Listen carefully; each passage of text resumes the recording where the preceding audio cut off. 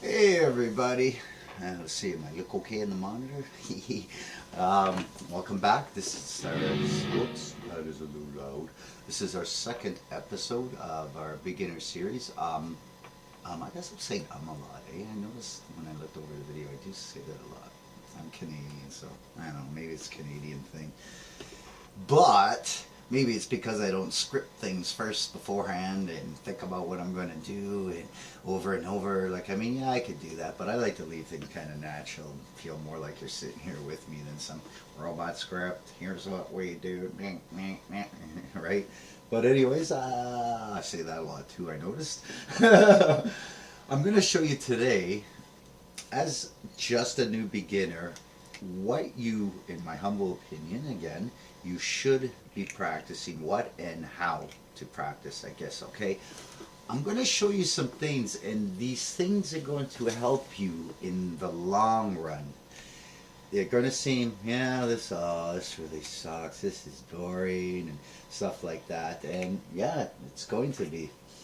But as you get used to it and you get good to it, you're going to start hearing sounds, and you're going to start going, oh my God, I've heard that before, or I've heard that before. It's because it's what I believe is a way of practicing. It makes it a little more interesting than just going like do, re, mi, fa, sol, la, ti, do. I mean, you can learn those scales and do your do, re, mi, fa scales or whatever. But I'm going to show you something a little different.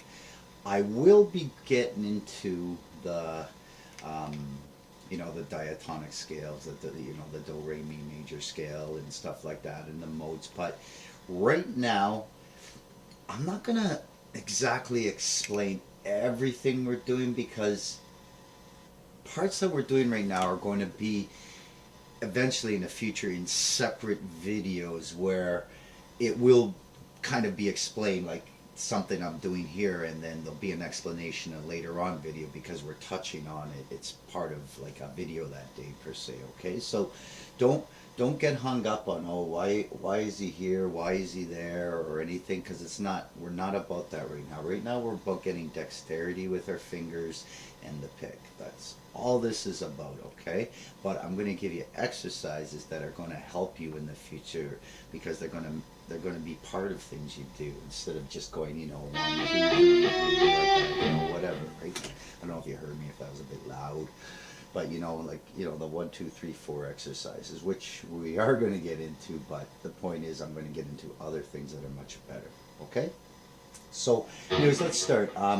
Usually you want to do what they call hand position. So all 4 fingers are going to represent the frets and position you're in. So let's just say we're playing a song that's A minor, whatever. Well, I'm in the A minor position with all my fingers, right? So I can play the scales, whatever, and then that finger can go there, that finger can go there, or there's something later on which I'll show they call 3-note per string scales, instead of doing like just kind of the same position, okay? But don't worry about that for now, that's not going to matter. But right now, let's we just start literally doing the 1, 2, 3, 4s down. So just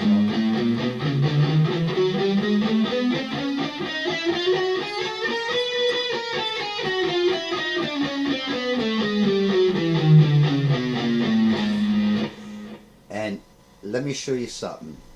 There's where I'm holding my pick for this. Now, can we get a close up? Can you actually see where? Oh, Mr. Smudge is here. Hi, Smudge. Didn't even notice you, buddy.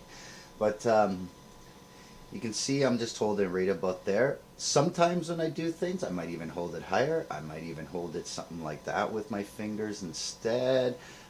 Might hold it like that. Okay, so there's going to be all sorts of ways. But what I suggest is just get a bit. Don't do this thing yet. I do that. Actually, I do that when I'm doing like some shredding type stuff. Like literally, here, I'll lift my finger there so you can see. It's just a tiny, tiny thing. But get some space on it, because I want you to feel it. So we're just gonna go up and down, or down, up. Whichever way you want to start does not matter. Most people would start down because it's more natural, but I would suggest you do both. Start with the up and then down when you're doing these. So all the way down, and then you can reverse it too, right? So if you want, start on the upstroke, and that's it. So you're just going to go up and down, up and down. Don't worry about a metronome for now or anything like that, because we're not there. We're not worrying about beats and tempo, and is my phrasing correct with the beats? None of that. Just practice that up and down and get used to it, because it's not easy when you're a beginner guitar to do that. So you could try it everywhere too. You could do it at the 1, 2, 3, 4. Like, I mean, you've probably seen exercise. Sorry if that was loud. You've probably seen exercises telling you to do stuff like that, right? So you just do it everywhere. These 1, 2, 3, 4s and back, and 4, 3, 2, 1s. Just do that while you're just watching TV. You probably heard people say that, right? Okay. Now, let's say you've got a little bit of dexterity going on now, okay? What we want to try now is what we would call spider exercise, basically. So I'm going to try to see if I can get a little closer here on the camera. So we just want to go like this. I'm going to show you the pattern. I'll try to put some tab up there if I got some time here later today, okay? So we're just going to go, we'll start on the 5th right here, finger position. Remember what I explained. We're going to go 5, 7, and then we're coming down to the next string, okay? So we're going to go 6, 8, and then we're going to go next string, 5, 7, next string, 6, 8, and you're just going to continue this pattern all the way down, and then you can reverse it.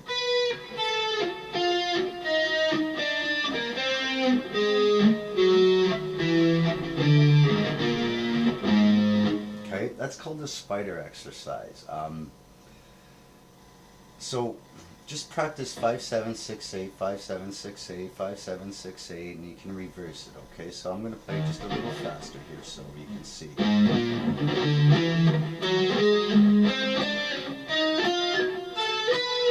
So get used to that and reverse it.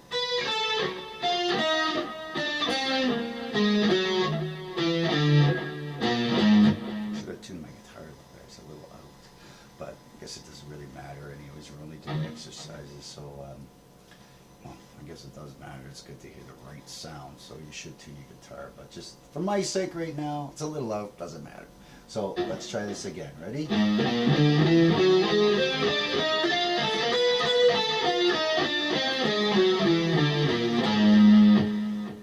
See? And that's going to give you the dexterity differences between your fingers, which is really important, because you're going to find, yeah, I'm great doing that, I can do that, but then when you try to separate your fingers with things that you're like, and you throw the guitar away and get frustrated. But don't get frustrated. Just go slow, very slow, kind of like I did the first one, because your fingers are going to get used to it. Believe me, this was really hard for me at first. I remember, oh my God, my fingers want to go somewhere else.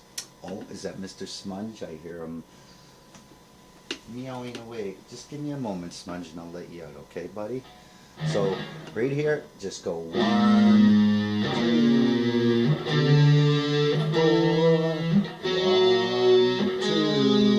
3, 4. 1, 2, 3, 4, and that's slow. Back up, and you can do that everywhere, and just kind of noodle with it and get used to your own guitar and how big the frets are, the neck, and once you get used to that, you're going to be okay. Now, remember, you want to hold the pick with a little bit out, so you can hold it like this. Most people hold it like this. I tend to do this. I tend to do that sometimes, like I said. So it's all going to be up to you. But I suggest you try a bunch of ways and what feels comfortable for you. Okay, now don't forget, you want to kind of, put your hand here, your wrist, this part right here. You kind of just want to lay there. Yes, Mr. Smudge, and then we'll continue, with the up and down, and you can lift your hand and let it slide it's okay to let your hand slide a bit. It's excuse me, it's not a problem unless you got some really heavy distorted guitar. You might hear those slides, but so that's all you got to do. So and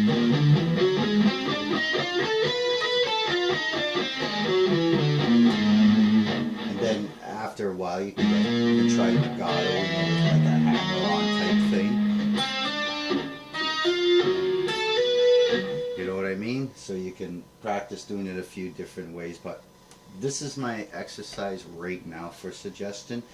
Once you have this little spider exercise done, I will be getting into an exercise, well, exercises that are going to be a lot more funner, and they're going to be musically and melodic to your ears actually, so you'll be able to use it, and you're going to be noticing that you've probably heard some of this stuff in like classical music, whatever's out there, but you definitely have heard some of these sounds. So until next time, I will see you again. It's how we do it. Bye.